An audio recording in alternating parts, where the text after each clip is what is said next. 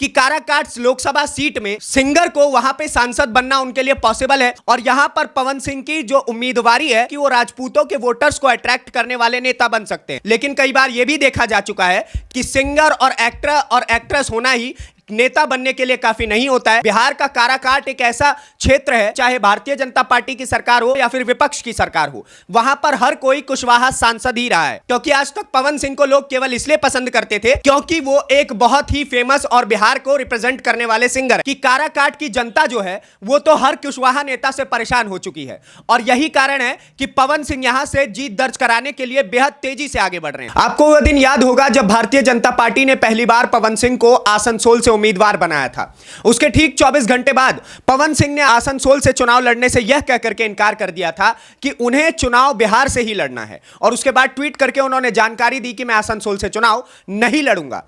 अब काफी समय बीत चुका है और अब पवन सिंह काराकाट से उम्मीदवार बनने की तैयारी में है। बिहार का काराकाट एक ऐसा क्षेत्र है जहां पर कुशवाहा वोटर्स बहुत ही ज्यादा अधिक है। यही कारण है कि पिछले कई बार से लगातार अगर आप सांसदों की लिस्ट देखेंगे तो आपको पता चलेगा कि चाहे भारतीय जनता पार्टी की सरकार हो या फिर आरएलडी की सरकार हो या फिर विपक्ष की सरकार हो, वहां पर हर कोई कुशवाहा सांसद ही रहा है और यहां पर पवन सिंह की जो उम्मीदवारी है वो कहीं ना कहीं चौंका देने वाली है। क्योंकि उनको कहीं ना कहीं कहा जाता है कि वो राजपूतों के वोटर्स को अट्रैक्ट करने वाले नेता बन सकते हैं, ना कि कुशवाहा वोटर्स को। लेकिन देखिए खेला कुछ इस प्रकार से है कि काराकाट की जनता जो है वो तो हर कुशवाहा नेता से परेशान हो चुकी है और यही कारण है कि पवन सिंह यहां से जीत दर्ज कराने के लिए बेहद तेजी से आगे बढ़ रहे हैं। आपको पूरी खबर क्या है यह पूरा गणित समझाने के लिए मेरा नाम नीतीश ठाकुर है और आप खबरें भारत देख रहे हैं। आइए पूरा गणित समझते हैं। तो अगर आप काराकाट लोकसभा के बारे में जरा सा भी कुछ जानते होंगे तो आपको इतना तो जरूरी पता होगा कि वहां से लगातार कई बार के सांसद उपेंद्र कुशवाहा रह चुके हैं।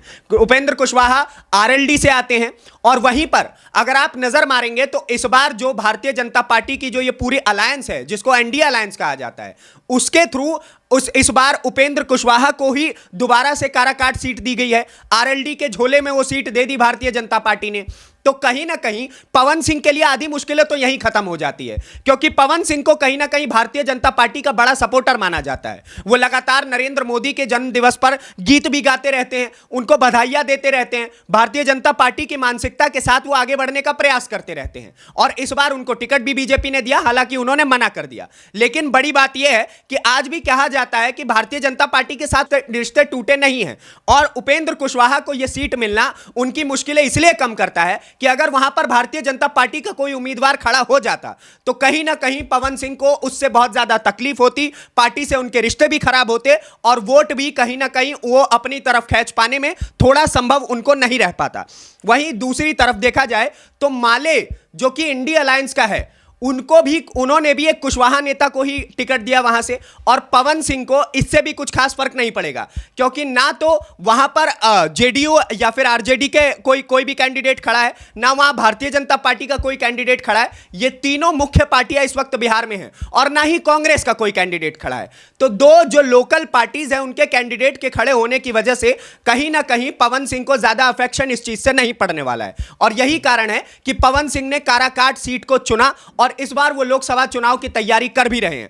कल के दिन पहली बार वो काराकाट जब उन्होंने ऐलान किया है उसके बाद पहली बार वो काराकाट लोकसभा में जाएंगे, वहां पे उनकी रैली होगी, वहां पे अब वो लगातार गली गली में घूम करके लोगों के पास जा करके अपनी उम्मीदवारी पेश करेंगे। वो दिखाना चाहेंगे कि मैं अगर आपके यहां नेता नहीं बेटा बन के आता हूं तो मैं कहीं ना कहीं इस लोकसभा सीट को कहीं ना कहीं बेहतर बनाने का प्रयास करूंगा। बाकी आप क्या सोचते हैं कि काराकाट लोकसभा सीट में एक सिंगर को वहां पे सांसद बनना उनके लिए पॉसिबल है? क्योंकि आज तक पवन सिंह को लोग केवल इसलिए पसंद करते थे क्योंकि वो एक बहुत ही फेमस और बिहार को रिप्रेजेंट करने वाले सिंगर हैं। लेकिन कई बार यह भी देखा जा चुका है कि सिंगर और एक्टर और एक्ट्रेस होना ही नेता बनने के लिए काफी नहीं होता है। अगर आप नजर मारेंगे तो आपको पता चलेगा इससे पहले भी कई ऐसे यूट्यूबर या फिर कई लोग ऐसे रह चुके हैं जिन्होंने चुनाव लड़ा तो उनको उनके सब्सक्राइबर के हिसाब से भी या फिर उनके फॉलोअर्स के हिसाब से भी वोट नहीं मिल पाए हैं। हालांकि इस बार देखना यह है कि क्या होता है पवन सिंह के साथ, वो लोकसभा में सांसद बन करके जाकर के खड़े हो पाएंगे या नहीं, वो लोकसभा की और सांसद बनने की शपथ ले पाएंगे या नहीं, यह सब कुछ देखना बेहद जरूरी है। बाकी आपके हिस्से की राय क्या है पवन सिंह को लेकर के, काराकाट सीट को लेकर के, हमें कमेंट बॉक्स में बताइए। अगली वीडियो में आपसे फिर से मुलाकात होगी, तब तक के लिए दीजिए इजाजत। धन्यवाद, नमस्कार, जय हिंद, जय बिहार।